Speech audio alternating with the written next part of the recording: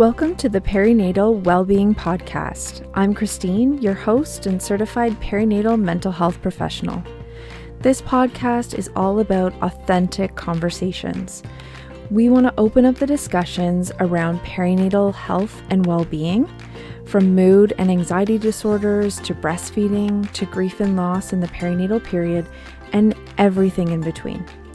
While this is not therapy or medical advice, it is the place where we are going to continue to open up the discussion around all things perinatal mental, physical, emotional, and sexual health to help reduce stigma and break down these barriers to support.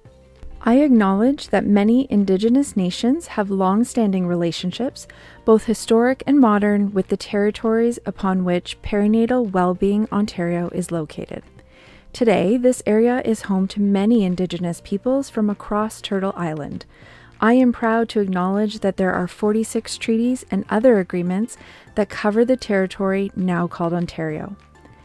I acknowledge that I am a settler on these lands, and it is on these ancestral and treaty lands that I live, learn, and work. Hello, and welcome to Perinatal Wellbeing, episode number 8. Today we're going to talk about queer fertility journeys and processes. My guest today is Laine Halpern Zisman, PhD, a Toronto-based queer doula who specializes in queer fertility support. She is also a queer culture and communication scholar and has published and taught on a range of topics related to queer theater and media, activism and trauma, and critical queer feminist theory. Laine is also the LGBTQ+ support coordinator and doula at Perinatal Wellbeing Ontario, where she helps people find resources and supports from fertility planning to the postpartum period. Laine and I cover a lot in this episode. Laine guides us through various fertility planning considerations, fertility treatments and processes, as well as how to cope with change and grief, and the importance of self-advocacy throughout this entire process, and so much more. You can find her on Instagram at Queer Conceptions. Hi, Laine. Welcome to the podcast. I'm so excited to have you on. Thank you so much for having me. I'm excited to be here and to chat with you. Yes, I'm very excited because we are going to talk today about queer birth work and queer fertility and kind of talk about what does that look like, some challenges, and maybe some things that are needed in the space and how we can help. Yeah, that sounds awesome. This is what I love to talk about, so I'm amazing. Excited. Yeah, so do you want to just give us a bit of a background of kind of what you do right now in terms of this work in this perinatal space? Yeah, of course. So my name is Laine, as you said. I use she, her pronouns. I am a queer birth worker and doula, and most of my practice is actually in queer fertility support. So what that means is that I'm helping people navigate their journeys.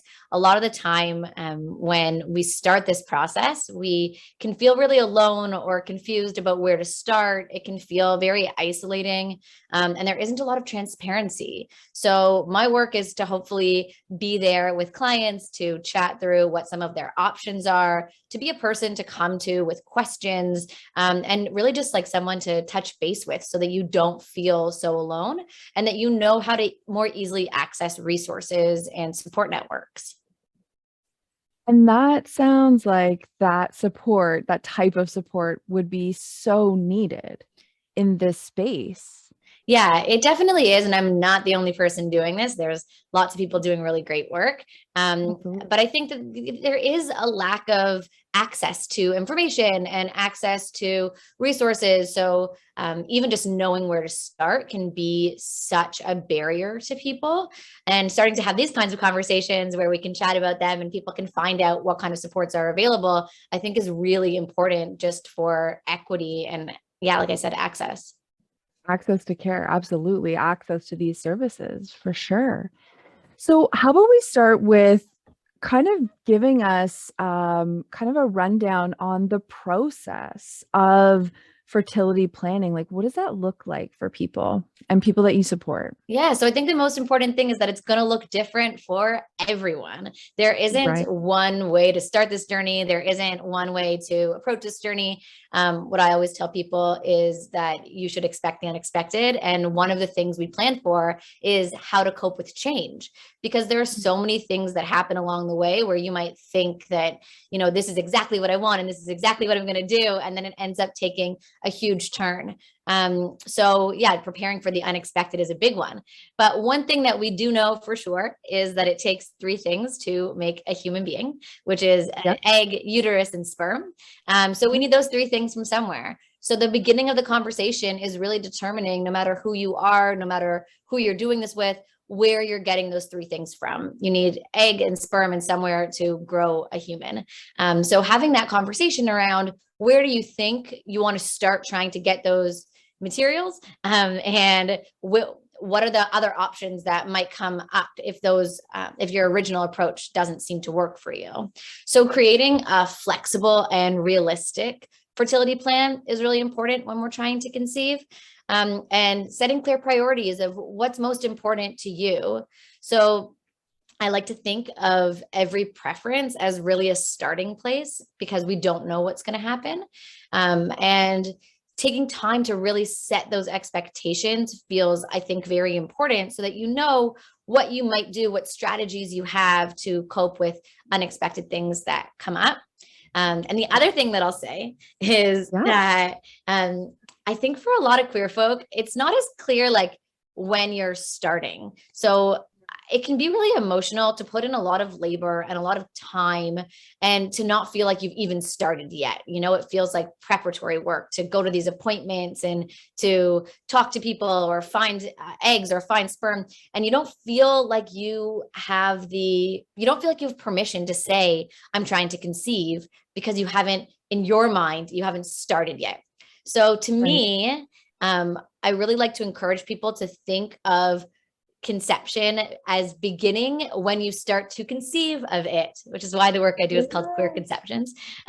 Because I really think that conception starts with a thought, and we can acknowledge and give ourselves permission to acknowledge that labor that you've already started. You've started this process, and you're allowed to feel anxious about it, and you're allowed to feel vulnerable, and giving yourself permission to say that you've started the process, I think, is really important, even if you haven't gotten all three of those things figured out yet: the sperm, the egg, and the uterus.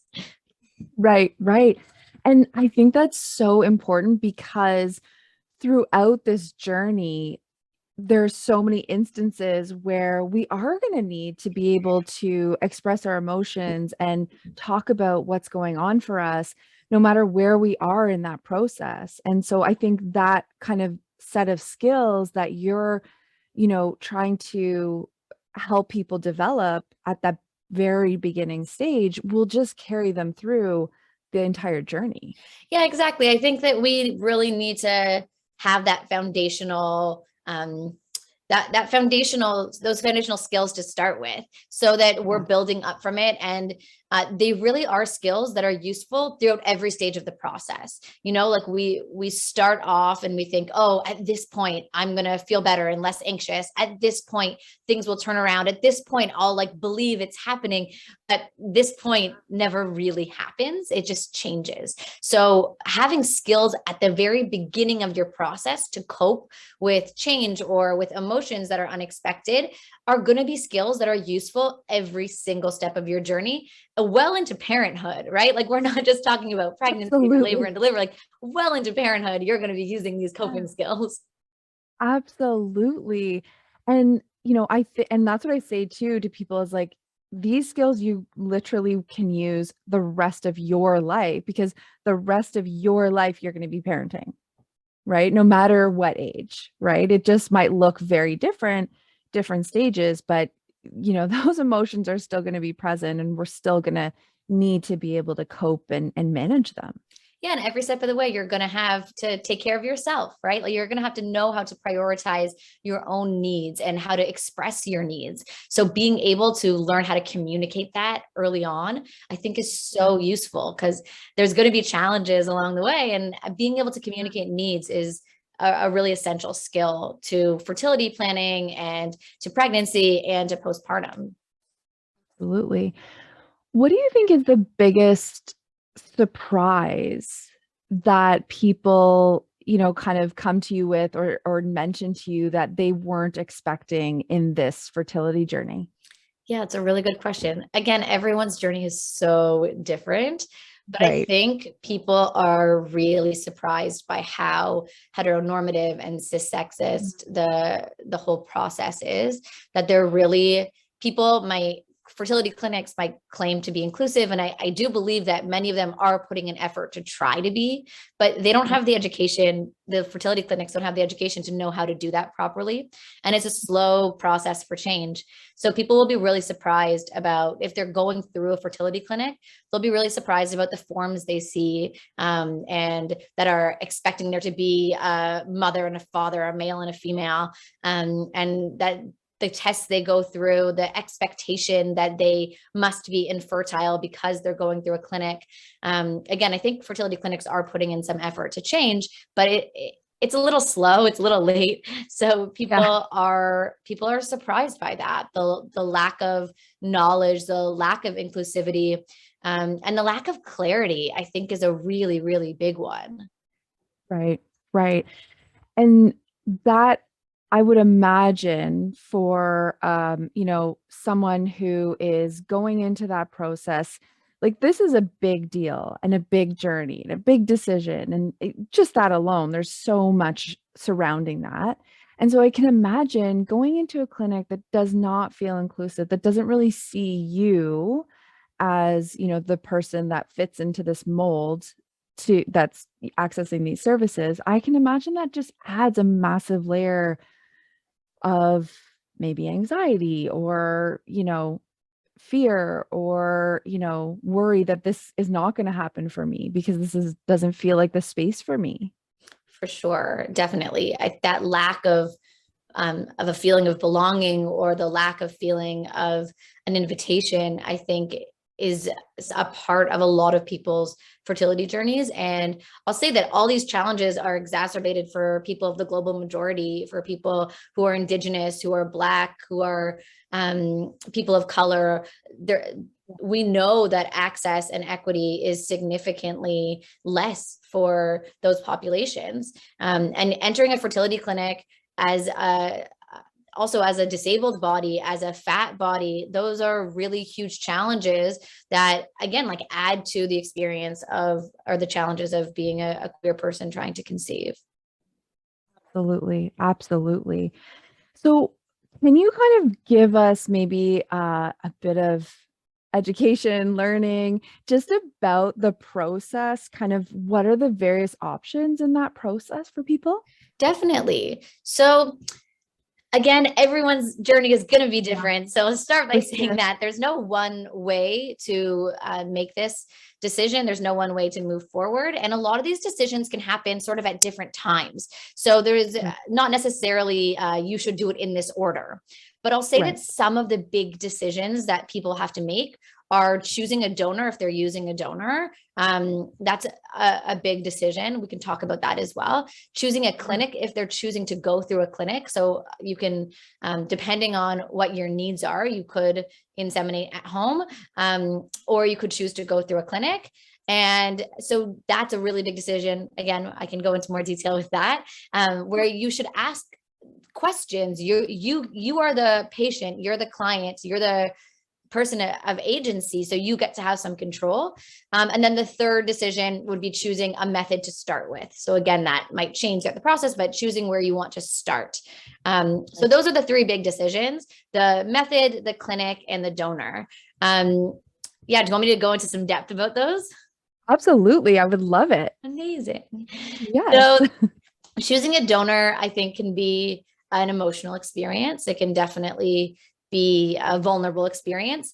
And if you're doing it alone, then I would definitely suggest like having a support network, having someone to talk to, whether that's a doula or a therapist or a friend or a family member. Setting up a support network, I think, is important. If you are doing it with a partner or partners or a co-parent, I would say that the most important thing at the very beginning is to have good communication strategies so that you can talk through what your priorities are in choosing a donor. When you're thinking about choosing a donor, I would suggest to start sort of imagining what your priorities are and what your must-haves are. What's the most important thing to you for a donor? So is it important to you to have someone that you know throughout the whole process that you know already? Or is it important to you to have an anonymous donor through a sperm bank, or an open ID donor through a sperm bank, or an egg bank? So Right. The difference between anonymous and open ID is that open ID means that the child, the offspring, will be able to find out the last known contact information and name of the donor when they turn 18. So the parent would never be able to request that information. That's up to the child when they turn 18. So that's what open ID is. And anonymous means that there's no way of contacting them. Obviously now there is like 23andMe and all this genetic testing where to say you can never find out is probably not true, but the idea would be that there is no information shared about who that donor is. So that's a really big decision, deciding if you're using a known donor, an anonymous donor, or an open ID donor. Absolutely. And do you see any trends in terms of, obviously, like it's hard to say, obviously you're one person doing the work you do, but like, do you see trends in terms of more people choose open ID or anonymous? So I'll say for that question, there has been some research around the impact of choosing between an open ID and an anonymous donor. And donor conceived children most often prefer to be in a situation where they have open ID, where they're able to find out who the donor was. Anonymous donors, there does seem to be some indication that like that is not preferable, because people would like at least to have the option to find out the name of the person that donated and their last contact information. Anonymous doesn't give you that opportunity, so there can be more questions and more uncertainty, and there can be some added pressure and anxiety on the children. So there is definitely right now recommendation to use, if you're using a bank, to use open ID as opposed to anonymous. And also just like research around being open with a child that they were donor conceived early on, so that it's not something they find out later in life. And that applies to both queer folk and to anyone using a donor. Yeah. And that's why I asked, because I think that will obviously, like that's important to think about before making that decision. So that's why I wanted to kind of ask about that, because I think that's an important piece for people on this journey. Definitely. And if you're choosing to use a known donor, it is a process, whether you're doing it at home or you're doing it at a clinic. This is a lifelong decision for all parties involved. So again, I think the most important thing with a known donor is establishing really clear communication strategies, being able to talk to them and ask hard questions. You're going to want to know about their medical history. You're going to want to know about their family, and you're going to want to set up boundaries that are important to you and important to them. So things like, what about the donor's family? Like, is the donor's family going to know? Are the donor's parents going to know? Those kinds of questions are things people don't necessarily think about or discuss in advance. And I think it's important to go through really in depth what people's boundaries and priorities are, because this is a lifelong decision. Yeah, absolutely. Absolutely. That's such a great point. Yeah. Yeah, so that's just a little bit. Oh, the other thing I'll say, actually, one more thing about choosing a donor. If you are going through a bank, the one thing that you might want to discuss with your doctor is the CMV status. So CMV is a member of the herpes virus family. And if you are negative for that, they'll often suggest that you choose a negative donor. So it's worth finding out information about yourself and your CMV status. It's very common to be CMV positive. Most donors are CMV positive. So it does limit your limit the number of donors you have access to. So it's worth Right. looking into that early on, and just finding out from your clinic if they would suggest you choose a CMV negative donor if you are negative, before you go online and start looking at a catalog and choosing all your favorites. That's one thing that Right. would influence who you can choose to be your donor. Okay. And if you're not going through a clinic, can you get that type of testing through your family doctor or a clinic? How does that work? Yeah, I think that might be provincial. Like I'm not sure across Canada what the different rules are. You might be able to get CMV testing from your doctor in Ontario. Um, Okay.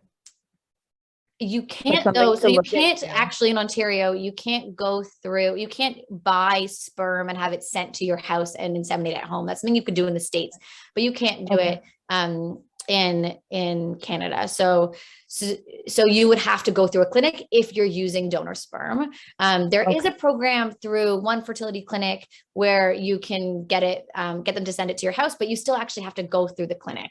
So yeah, Right. that's an important thing to know, that if you are planning to use donor sperm from a bank, from an unknown or open ID donor, then it would actually have to go through a clinic. Right. Okay. Good. Thanks so much for explaining that. Yeah, it actually Yeah. is a good segue into how to choose a clinic. Um, Yeah. so choosing a clinic, all clinics are different. So it is important that you know what you're looking for when you start this process, and that you sort of outline for yourself the questions you want to ask, because it can feel sometimes like, oh, I got a consultation at a clinic, I have to accept this clinic. But if you don't get a good vibe with the doctor you speak to, or you don't like the services that they provide or their wait lists, then you can always go to a different clinic, and you can even switch doctors within your own clinic. So remembering that you have control over that decision is very important, because there's so many things that are outside of our control. So this Oh is one boy. thing that you get control over and you get a say, and it's okay to ask questions. Mhm. And I always suggest, no matter what type of medical appointment, bring, a pad of paper and a pen, or open a note in your phone with all your questions and take your time to go through those questions because they're valuable and they're important to you. Definitely. Yeah. And the clinic you choose is going to have an impact on your method as well, because not all clinics will actually work with known donors. So that's important to know. So writing down these questions in advance, like you're saying, is so important, because it's easy to feel pressure and it's easy to feel overwhelmed and to not be able to remember the questions that you originally had. Absolutely. Yeah. And I would imagine too, I'm just thinking of again these kind of barriers to accessing these services that yes, like and I talked about this on another podcast about shopping around and like looking for your people and your support team and advocating for your care and yourself. And I would imagine that again, in a space where maybe you don't feel welcome or you don't feel visible, that would feel so much harder to be able to advocate for yourself and say, you know what, I'm not really comfortable with you, especially when we see that power imbalance, right? Like, oh, you're a doctor, you're a professional, like I have to listen to you. I'm just thinking about those kind of added barriers. Definitely. And so that's one of Mhm. the questions that you can ask a doctor from the very get go. Have you had non binary, trans, or queer patients before? Right? Like, Right. will you write my pronouns in big letters? Like, how will you help me? How will you make sure that I feel included? What's your inclusivity policy? Right? Those kinds of questions are really, I think, important, so that you're making it clear, like, I know what I want, I know what I deserve, and I'm going to have these expectations of you. So having that conversation early on is really important. I know that like some folks feel like their doctor might respect their pronouns, but it's not written anywhere on their chart, or there's nurses there who don't know it. So how is that being communicated to the whole team so that everyone there is respecting who you are and your identity? Absolutely. Yes. That's such a great point. Absolutely. Yeah. Yeah, definitely. So there's questions that you can ask. I have on my Instagram, I have like a list Yep. of questions that you can check out to look Perfect. at queer conceptions. You can look at those. I won't go through all of them now. And there's lots Perfect. of lists Yes. online also of just Yeah. questions to ask a clinic. Um, Perfect. I will link to your social media and website in the show notes so people can access that and check that out and get, those kind of trusted sources of information. Amazing. Yeah. So Yeah. the last thing that of the three kind of big choices is choosing a method. Yeah. And I Right. like to think of that as choosing a first method because again, you don't know what's going to happen. Right. So the methods that you could choose are at home, depending on your situation, depending on what kind of gametes you need, if you need eggs or if you need sperm or if you need a uterus, like each of Yeah. those is going to determine your method to a degree. Right. But if you, depending on your situation, you could choose surrogacy and egg donation. You could choose IUI. So that would happen at a clinic. You could choose Yeah. IVF. Again, that would happen at a clinic. You could choose reciprocal IVF, which is IVF where eggs are taken from one person and they're transferred to the other partner. Or you could do at-home insemination. So those are sort of options. At-home insemination is sometimes called ICI. So because it's intercervical insemination, so as opposed to intrauterine insemination. Yeah. So those are the kinds of methods that you would be thinking about and that you can look into yourself. You can ask a clinic about them. One thing that folks often don't know in Ontario is that even if they're planning at-home insemination, they can still go to many clinics to get testing done that's covered by OHIP and to do cycle monitoring. So cycle monitoring would also be covered by OHIP, where they're going to tell you exactly when you ovulate, and then you would at home do your insemination. So you can actually access those things covered by OHIP if you want. Some folks choose not to access those services because it does create a little bit more of a medicalized experience. And Right. people who are doing it at home might not want to start there. Right, absolutely. At least knowing that that is an option if, let's say, like you said, that first option that we're trying is maybe not resulting in a pregnancy, then at least knowing you can access those clinics and then get some extra support there, some extra testing. Exactly. Right. Okay, good to know. You were talking about, I know we wanted to talk about like creating that fertility plan, and I think, you really covered that really well. Is there things that maybe we didn't cover that you didn't cover in terms of creating that plan through this process? Yeah, people when you are pregnant, when you are working with an OB or working with a midwife, they'll often ask you your birth preferences, and you'll sit down and you'll fill out a form of like, I want this, I don't want this, I want this. And you'll break down all the things that you imagine. And of course, sometimes that comes into fruition and sometimes things change and are unexpected. But you have in front of you this piece of paper that says that people take with them to the hospital that says, these are the things that I want. And we Yes. don't do that with fertility, right? We don't say like, these are the things that I want. These are the things I do not want. And what happens if if I can't get what I want, right? Like, what are the options? So thinking about what you want as your starting method, for example, is a good place to start. I'm starting to create a sort of fertility plan worksheet that people can fill out so that they can know for themselves of like, these are the decisions that I'm making. But some of the things on there outside of what we've already discussed are things like, what are my top priorities in choosing a care provider? So is your top priority some equity and inclusivity, or is your top priority a short waitlist for funding, for IVF funding? And it's okay to prioritize a faster process over inclusion, but you're aware for yourself what your priorities are. Some clinics, for example, you don't speak to a doctor, you speak to nurses, or there's an app. So is conversation with a doctor, directly with the doctor, a priority for you?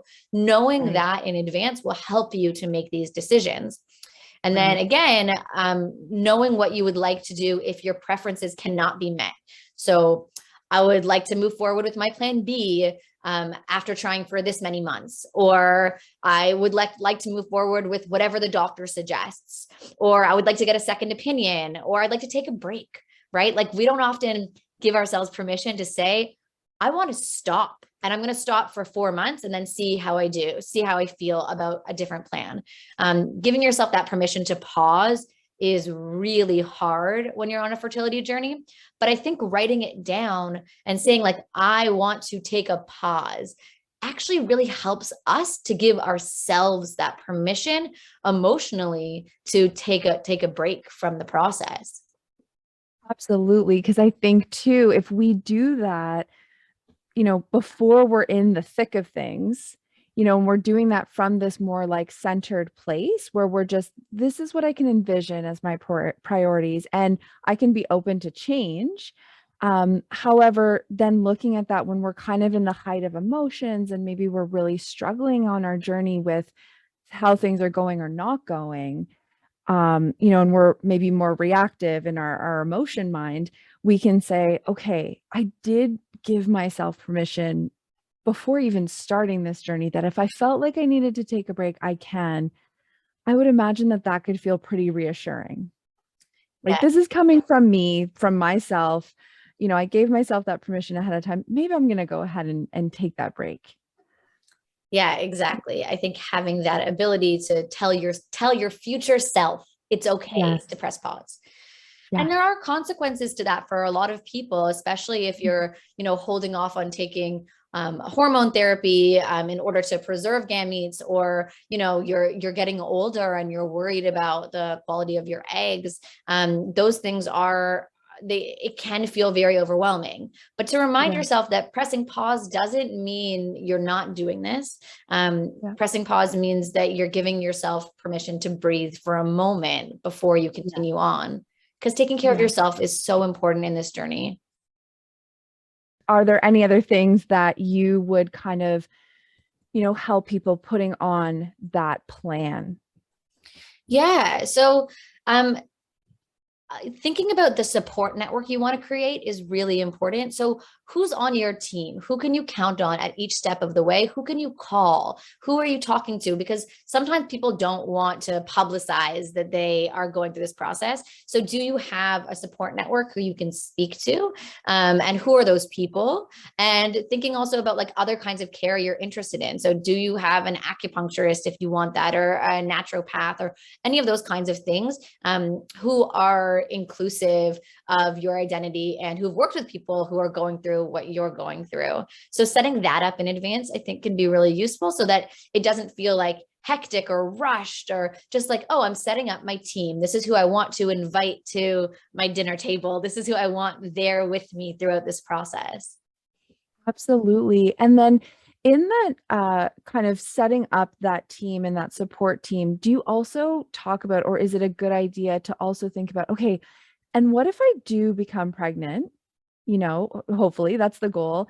And what kind of support would I need if I'm pregnant and, oh, wow, okay, the shift is going to be probably feel quite different from trying to conceive to being pregnant.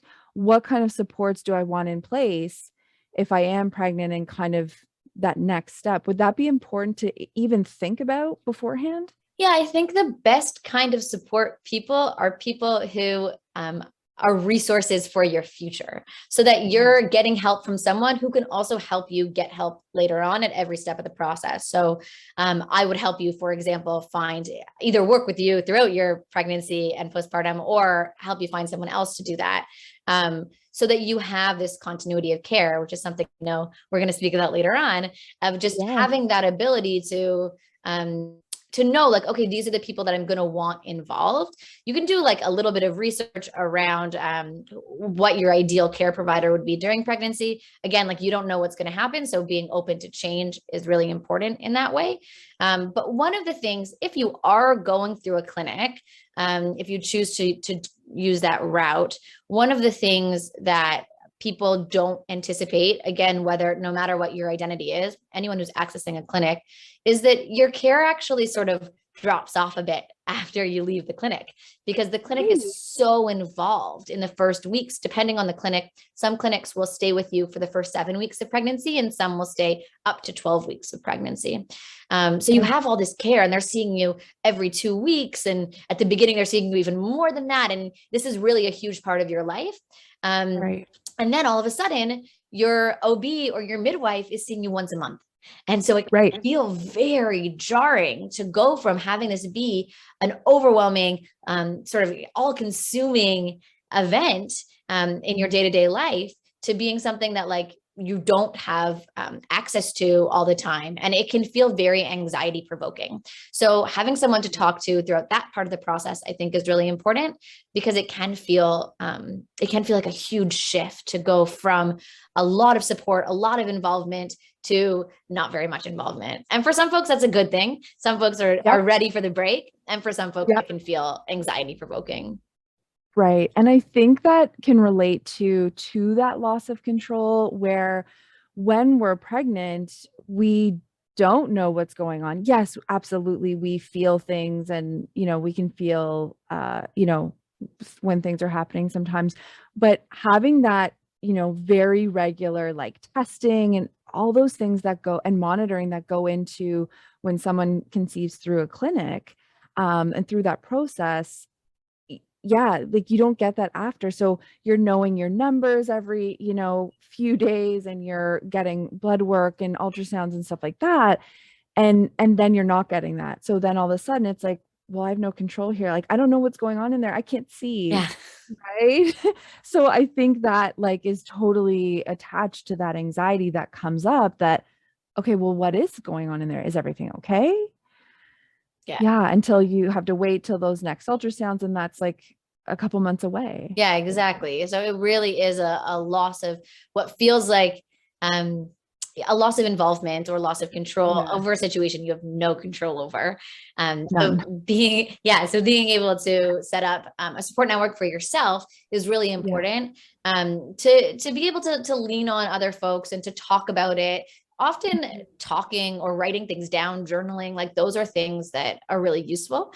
And that's another thing actually to think about, is when you're in a high stress situation in everyday life, like in your day-to-day experience, when you experience hardship or struggle, what kinds of things feel soothing for you? What kinds of things like cool you down? Figuring out those strategies that you already have, those coping mechanisms you already have, can be a really good way to identify what's in your toolbox during your fertility journey and during your pregnancy. So if you know that journaling is really useful, or affirmations, or speaking to someone, like saying your concern out loud, naming it, naming it can tame it. So it can be a really good tool. Absolutely. And I think you're right. Like thinking about that in your fertility plan, not just how do I take care of myself when I'm pregnant? Because physically things are going on. Well, a lot of things can be going on physically when you're in that fertility journey and trying to conceive. Yeah, definitely. Absolutely. Right.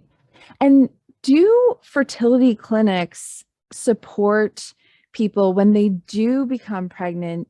Do they support them in finding a doctor or an OBGYN, or is it just totally on the person to find them themselves? It's a really good question. So a lot of fertility clinics will set you up with an OB. That you probably won't get a lot of choice. So if you have an OB you want, then you could say, can you refer me to this OB? Like, you have that control. And actually, if you're pregnant, as soon as you get pregnant in Ontario, as soon as you get that first test back, I would suggest, if you want a midwife, start emailing and calling midwife clinics. They have wait lists. So don't wait until you're 12 weeks to find a midwife. Email whatever clinic you're interested in, email them. They have catchment areas. So make sure that you're in an area that they'll accept you in, and they have associated hospitals. So if you want to go to a certain hospital for your delivery, if you're planning a hospital birth, then you should find the midwifery clinic that would work with that hospital. But yeah, getting in touch with a midwifery clinic right away, you would do that yourself. You don't need your fertility clinic to do that.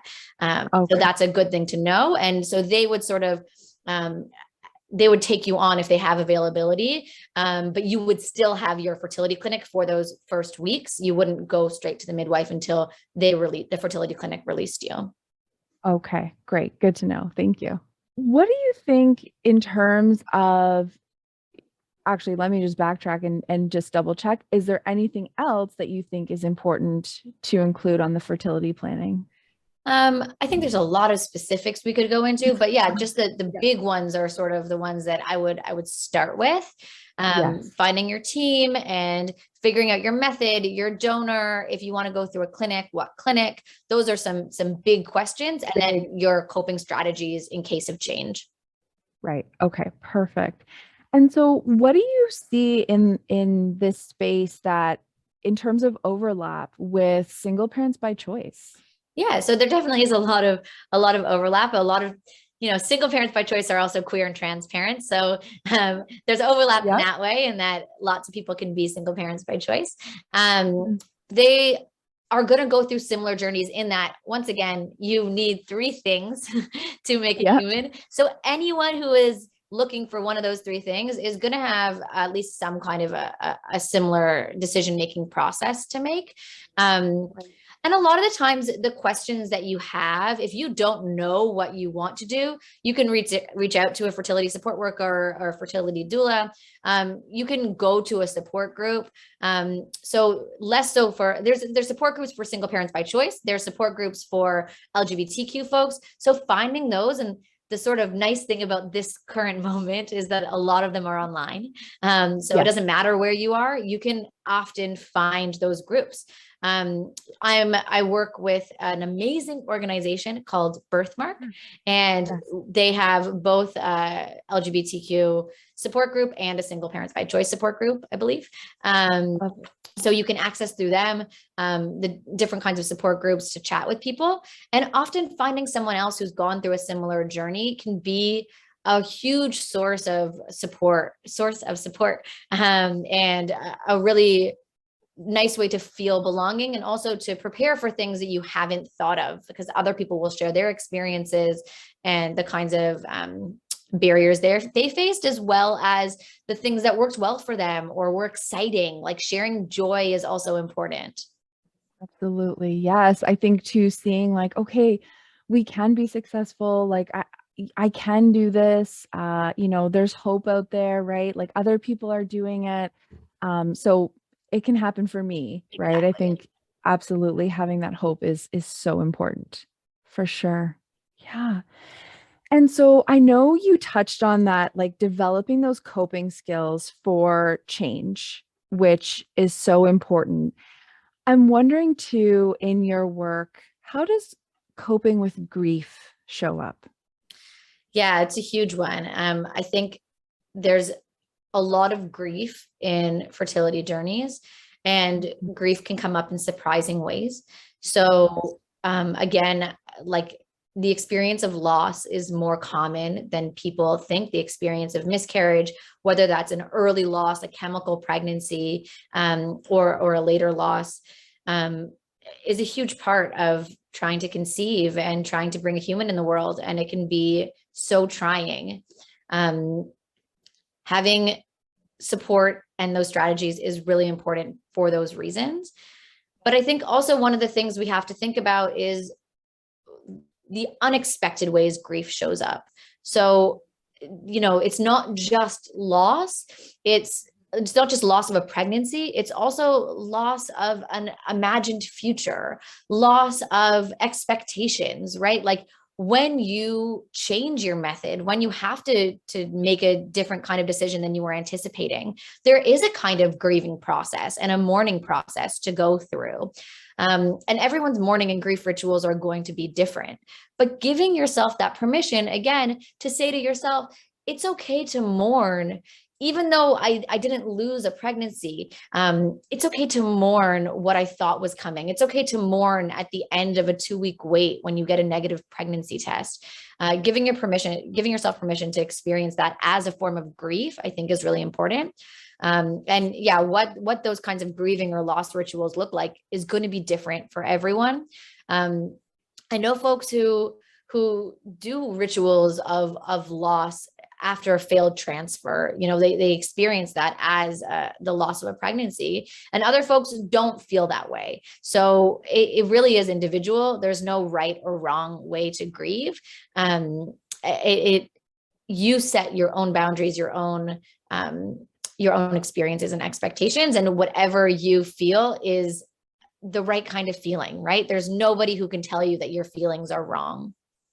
No, absolutely. And I think that's the key, is just knowing I can grieve, or I can mourn and experience this, as a loss, or, if that's what comes up for me, that's what comes up, that's okay.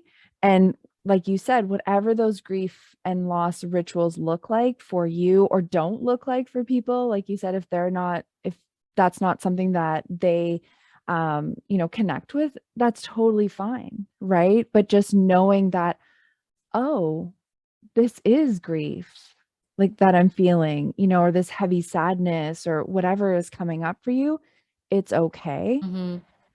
I'm wondering too, though, how does the process of going through fertility treatments impact the ability to grieve if, let's say, people are going through cycle after cycle after cycle, let's say of IUIs or IVF, and, cycle after cycle is not resulting in a pregnancy. And then kind of straight away, you're back into your next cycle of fertility treatment and hormones and all the things. How do you see that impacting people's ability to take that moment to grieve? Yeah, we definitely feel rushed. It's such a normal feeling. Yeah. It's such a typical feeling to feel rushed in this process.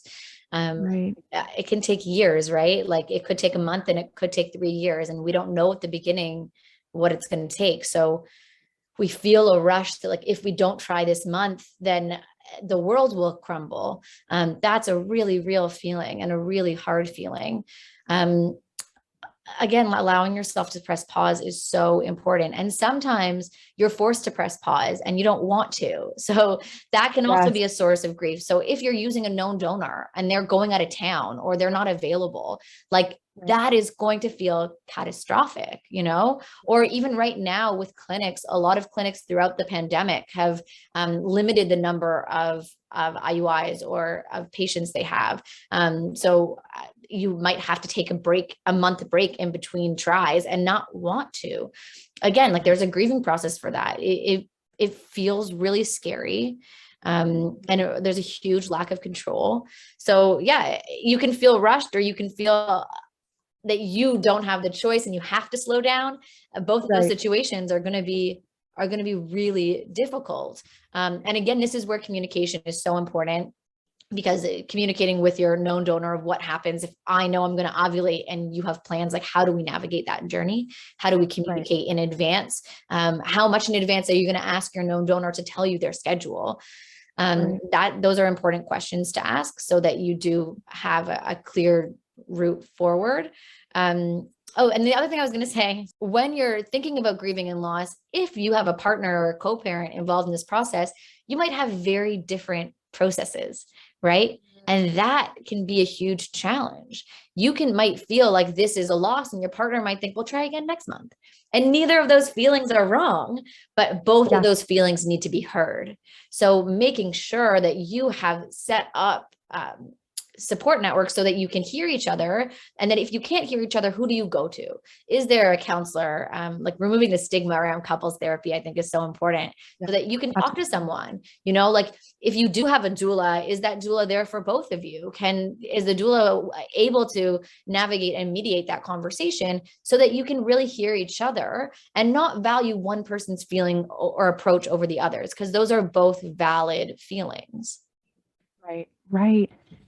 And when you look at, so let's say you have a couple that is, going together or even people who are choosing to co-parent together. They both want this baby. They're not necessarily intimately involved. When you look at that fertility journey planning session, or do you think that the non-birthing person is really feeling supported in this community on this journey? What is that like for them, Yeah, do you so think? it's a really good question. There's support groups for non-gestational parents. Okay. There's less support groups. I will be honest. There's definitely fewer support groups, and I think that is a huge absence, a huge lack that does need to be addressed, because Right. those are parents and they're going through their own Right. journeys. And one of the things that we saw over the last 2 years is the isolation that non-gestational parents can feel, because in a lot of clinics or in hospitals, support people weren't allowed. So Right. if you're going through this process and you're building your human, and you can't go in for the procedure, that can feel like like a loss. That can feel like a really hard, a huge hardship. So having those conversations in advance of how can the non-gestational parent feel involved, what feels right for them, letting them set those expectations is really important. And during COVID specifically, but I guess also it applies to other times, finding other ways to connect. So is there a kind of conception ritual that you can do together? Like, can you create something together that you want to give to your future child, or write something together, or do some kind of event together, a ritual together, so that you're both involved in the process? Yeah. What are the ways that the non-gestational parent would like to be involved? Absolutely. And that kind of, that's something that I wanted to talk about too, is what have you seen in terms of the pandemic, how that has affected this whole process for people? Yeah, I think it's really, really hard. Yes. Like for queer people, and for anyone who's trying to Yeah. conceive, and anyone who's pregnant, or going through their postpartum period, that there are Yeah. so many added obstacles that people hadn't anticipated, and a lot of added anxiety. People want access to information that can be hard to find. People feel a lot of fear around going out into the world, going into hospitals, going into clinics, and also what it means to suddenly have a cold and have to, if you are going through a clinic, have to miss a cycle for that, right? Like, what does that look like? Again, skipping a cycle can feel huge. And if you're using a known donor who's coming to your house, like, what if they don't feel well, right? So saying to yourself, like, they don't feel well, now is not the time, like, this is not our month, can feel really difficult. But having that in your mind of like, this is the current moment we're in, and this might happen. What are the strategies I'll have to cope? I think is important. Exactly. Because again, that totally relates to that out of control piece, Mhm. right? Like, this is not in our control. We can't control a global pandemic. And then that all those ripple effects. Yeah. And Right. hopefully things will change and we won't have another wave and things won't shut down Yes. again. Here's to hoping. But Hopefully. Yeah. during during the height of the pandemic, it wouldn't be uncommon to see a fertility clinic get an email from them, or see them post on Instagram that protocols were changing. So Right. that's like an added stressor of not knowing what to expect and having it be really month to month. Absolutely. Like, what is around the corner, Mhm. right? Absolutely. What do you think is missing from the space of perinatal support for people in the queer community? Yeah, it's a really, really good question. I think there's a huge lack of transparency. Right. Whether that transparency is like, how do I do this? What are the steps? Or what are your prices? Like, there's a lack of Right. transparency across the board. There's a lack of access. Again, I think we can look to the efforts of Black and Indigenous people in their pursuits of reproductive justice, and look at the kinds of struggles that are exacerbated by being an Indigenous, Black, or person of color in this journey. Being queer is one element of your journey, but people's identities are complex and layered. So each part of their identity is going to have an influence on the kind of privilege or oppression that they experience in their fertility journeys. I think that a lack of access and a lack of equity is something that is a huge barrier to a lot of queer and trans folk who are trying to conceive. Right. Absolutely. And what do you think about, how can we help that? How can we, I mean, I know this is a big systemic question, but, you know, how do we get the support out there? How do we help to kind of break down some of these barriers? What's possible? What's realistic? Yeah, What's it's a needed? great question and a big question, as you A say. big one. Yes. I think all of our conversations around fertility, around labor and delivery, and around postpartum, all of them need to incorporate conversations around power and identity. So, how power and privilege influence each of these processes is going to influence access, and therefore it's going to influence outcome. That is a major consideration that we should have in every conversation so that we get it out there, so that people are talking about it and communicating. In terms of starting to strategize towards change, I'll say that I think we have to do it on multiple levels. We need support and access to support for individuals. So whether that looks like access through finance, through funding, government funding, through counselors and support people and doctors. So individual care is one level. The other level is education to clinics and doctors. So clinics and doctors, they need to learn about equity. They need to implement practical practices in their clinics, and not just say, oh, everyone is invited, but actually mean it. So putting in the effort to change their forms and putting in the effort to change their language is a really big one. And then the third level is on a provincial or federal scale. So changing policies. I think those are the three levels: the individual, the clinics, and greater kind of policies in the country are three things that we need to address in order to make meaningful change. Absolutely. And sometimes that feels so big, especially the policy changes and the government level type changes that need to happen. And sometimes that's where I struggle, is like, oh, it's so frustrating. And like, how are we really going to see change? And so I think, that's where opening up these conversations, having these conversations, right? I'm really hopeful that even people that are not going through this type of journey, or people who don't identify as queer, can listen to this podcast and listen to these episodes and read your stuff and read stuff about this to learn and educate, right? So that we're aware, so that we're all using inclusive language, right? So that we're all understanding that we can all be in this space together. Like, everyone has a right to be in this space and to seek support and to be heard. That's right. And everyone has a right to a child, and everyone has a right to the choice whether or not they want to have one. I think that's a really important thing to highlight in these journeys, that people need to have access to care, and also agentive choices throughout the process. And not everyone needs to do all the things, right? So saying those three levels, like, those aren't three levels that anyone who's trying to conceive should concern themselves with. Absolutely. Someone who's trying to conceive, this should be served to you on a silver platter. You should be given the support that you need. You should be given a clinic that is inclusive, and you should not have to worry about policies that are barriers to you conceiving. So that is the work that other people need to do in order to support individuals. And there are people doing that work, and there's incredible people who are starting initiatives around that. So I think that we just have to support them and continue to have these conversations. Absolutely. Absolutely.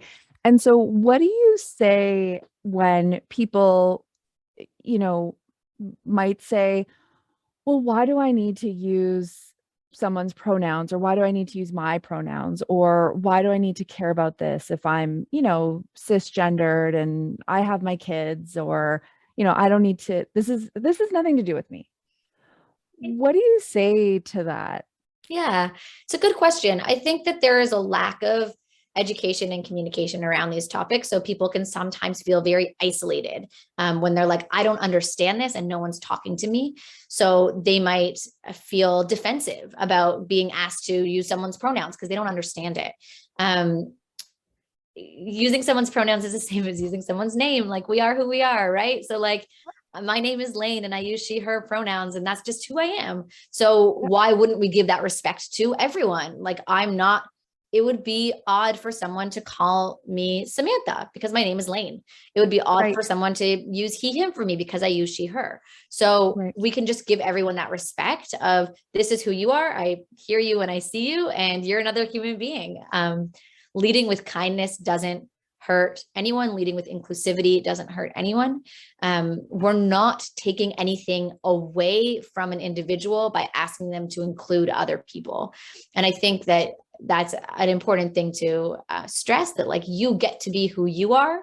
Who you are is important, and who this person is important as well, right? Like, we are only asking for you to respect others the way you want to be respected.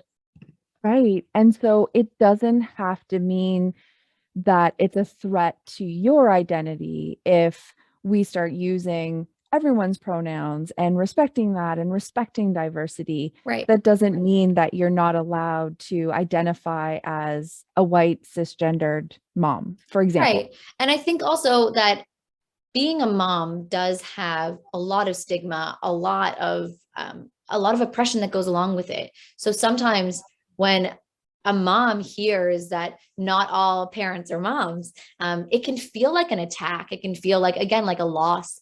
And it's important, I think, to recognize that, like, it's okay to be a mom. It's okay to be a mother. Yeah. And the experiences you have as a mother are really real and really valid, but not all parents are moms, and their experiences are valid too.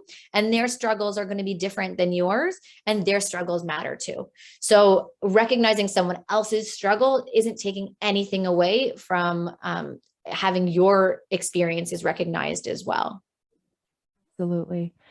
And so, you know, you touched on this when you talked about kind of that on that individual level, having, you know, that support and those changes in the clinics, you know, having education, communication, actual change, not just performative. You know, we put a statement on our website that we're inclusive, but actually, you know, having those different options on sheets and making sure everyone's informed of people's pronouns, all that kind of stuff. And then that government level of, you know, changing policies and, you know, really making changes on that federal and provincial level. Anything else that you would want to see change in this space? Oh, that's a really good question. I think just the removal of barriers and more communication, more transparency, those are like really, really key. Having knowledge is power in these situations, because you're able to advocate more fully for yourself. You're able to say, I don't want to do these tests, right? Like, if you don't want to do tests, you don't have to. And that's okay. And being able to say no is important in these situations. So having knowledge, sharing support systems, and sharing resources is really important. And we need visibility in order to do that. So increasing that visibility, I guess, is something else that I would say. Yeah, absolutely. And I think hopefully, I'm really hopeful that these kinds of discussions, you know, can help increase that visibility. Let's keep talking. Let's talk a lot. Let's open up these discussions and spaces to be able to create more visibility and thus more access to supports.